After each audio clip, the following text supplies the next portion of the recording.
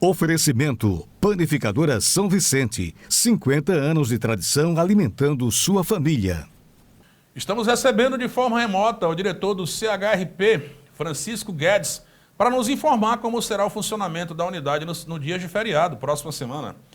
Francisco, boa tarde. Nos conta as novidades sobre essa antecipação de feriado e o funcionamento do complexo. Seja bem-vindo ao São News. Boa tarde, amigo Márcio. Boa tarde a todos que nos assistem nesse momento. Márcio, estamos seguindo as diretrizes do decreto do governador, porém, seguindo realmente a risca. Ele fala no seu decreto que os serviços de saúde, serviços essenciais, manterão seu funcionamento em total normalidade. Mesmo em alguns entendimentos, a parte administrativa não sendo um serviço essencial, nós entendemos que nesse momento que nós estamos enfrentando, é extremamente importante que todo o complexo funcione normalmente, uma vez que coisas podem acontecer, ou qualquer fatalidade, ou ação que necessite da presença do administrativo, nós tomamos como decisão, em parceria, administração, equipe técnica, direção técnica do hospital, a mantermos todos os nossos serviços funcionando. Entendendo também, estava com o secretário de saúde na quinta-feira, e ele, com a sua agenda normal, vai trabalhar normalmente durante a semana, atendendo às demandas da Secretaria de Estado, e nós seguiremos nesse mesmo ritmo, trabalhando dentro do hospital, funcionando em sua total, tanto o corpo administrativo, como também toda a demanda assistencial. Francisco, vamos puxar um pouquinho para memórias mais longas. Um vídeo de um condutor de uma ambulância viralizou nos últimos dias. Vídeo esse que ele pedia à população que se mantivesse em casa, que estava tudo lotado e que os profissionais estavam exaustos. Você tem pleno conhecimento que isso acontece sim, mas ver um apelo desse é diferente, como é, para você é um gestor de uma importante unidade do Estado, como a de Patos, ver um apelo desse, como chega até você? Pois é, esse condutor, de fato, ele faz um apelo, ele traz alerta e ele tenta sensibilizar a população essa que, lamentavelmente, não tem contribuído para que a gente possa combater esse inimigo invisível. Me preocupava, até conversava com o secretário na quinta, sobre a questão desse feriado, né, que na realidade para muitos é entendido como feriado, mas a Secretaria de Saúde do Estado entende como uma semana ou 10 dias de isolamento social, como forma de combater a circulação social e automaticamente tentarmos diminuir essa curva e esse crescimento tão assustador que vem acontecendo nos últimos dias. Então, a fala desse condutor é uma fala verdadeira. Para você ter noção, amigo Márcio, eu tive o cuidado de fazer um levantamento antes de adentrar aqui ao vivo com você, e até o meio-dia, o Complexo Regional Hospitalar de Patos encontra-se com 95% dos leitos de UTI ocupados, leitos de UTI Covid, 95% ocupado e 90% de suas enfermarias. Esse cenário ele vem se repetindo aí ao longo dos últimos 20 dias praticamente. Isso mostra que a coisa não está de brincadeira e que as pessoas precisam acordar. Se lamentavelmente usarem esse período de isolamento para fazer desse momento um feriadão, viajar, aglomerar em casa e churrasco, nós vamos ter mais um cenário assustador nos próximos 15 dias que surgirão logo após esse período. Esse apelo foi veiculado, Francisco, por diversas pessoas, e esse foi um dos que nós tivemos conhecimento. Mas, cotidianamente, isso acontece em meio aos corredores do hospital. Você é conhecedor que os profissionais façam esses apelos para si mesmo ou para outras pessoas que lá chegam, porque não chega à imprensa sempre. E esse chegou e chegou pontual e uma colocação perfeita. Até pela emoção do vídeo, a gente percebe que é totalmente verdadeiro. Isso acontece diariamente aí? Diariamente, né? Inclusive, a gente também é pego de surpresa, na maioria das vezes, por algum profissional que faz esse vídeo. Eu entendo como um vídeo pertinente e importante, porque às vezes nós, enquanto gestão, estamos fazendo o alerta, dialogando com a imprensa, e as pessoas acabam revertendo a situação para um cenário político. E aí vem um cidadão, vem um profissional que sente na pele, que vivencia a dor, que vivencia o medo todos os dias e mostra à população que nós não estamos brincando, que o momento é sério, o que eles estão pontuando é verdade e que nós precisamos nos cuidar e ficar em casa. Diretor, eu frisei durante o carnaval e dias após, inclusive, que a possibilidade de um aumento desenfreado de casos após alguns dias era real. E foi o que aconteceu. Os números literalmente decolaram. Foram praias lotadas, carros cortando BRs afora. Ainda é preciso alertar o povo sobre esse caos atual e que a próxima semana é de isolamento e não de diversão, viagens e etc.? Perfeitamente, como eu venho fazendo desde o início da nossa discussão. O momento não é um feriadão, é um momento de isolamento social. Todos os estados estão seguindo praticamente esse mesmo ritmo, porque estão enfrentando um cenário difícil. E aí a população precisa acordar, Márcio, que quando nós tomamos essa atitude, quando eu digo nós, eu falo governo do estado, Secretaria de Saúde do estado, nós estamos pontuando também que nós podemos, o Estado está tentando evitar um colapso de oxigênio, que não tem sido fácil o abastecimento, um colapso de insumos e de medicações, que os fornecedores têm nos trazido grandes problemas de abastecimento. Nós temos trabalhado aqui em Patos, praticamente todas as madrugadas, trabalhando em termos administrativos com o setor de compra, para não faltar medicação para esse hospital, mas temos enfrentado muitas dificuldades com o fornecedor.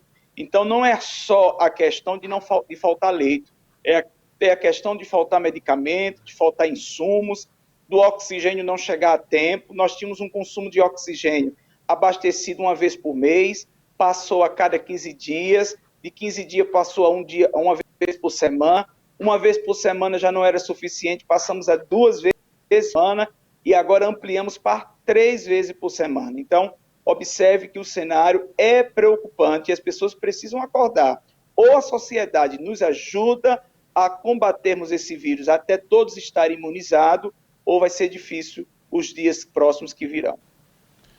A gente tem que ser sempre realista, Francisco, que é o que você vem fazendo durante esse tempo todo, e parabenizar mais uma vez pelo trabalho à frente da unidade, que existe sim uma possibilidade de falta de oxigênio. Você acabou de frisar que era uma vez por mês, depois de 15 dias, uma vez por semana, 2 e agora 3 vezes.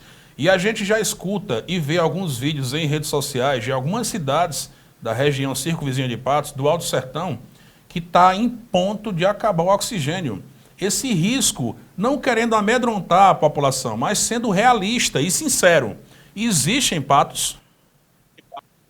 Bem, Márcio, é o seguinte, a população precisa entender o seguinte cenário.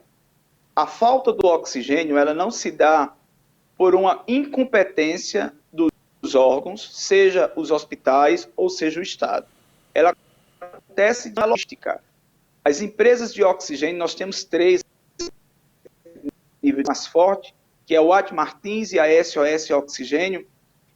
Elas começaram a enfrentar dificuldade na logística de abastecimento, porque a frota que elas têm e os tanques de abastecimento são distantes aqui do nosso estado, e isso leva um tempo. Então, eles saem de uma rotina totalmente programada para um cenário que eles não esperavam. E precisaram se adaptar a isso, e não está sendo fácil.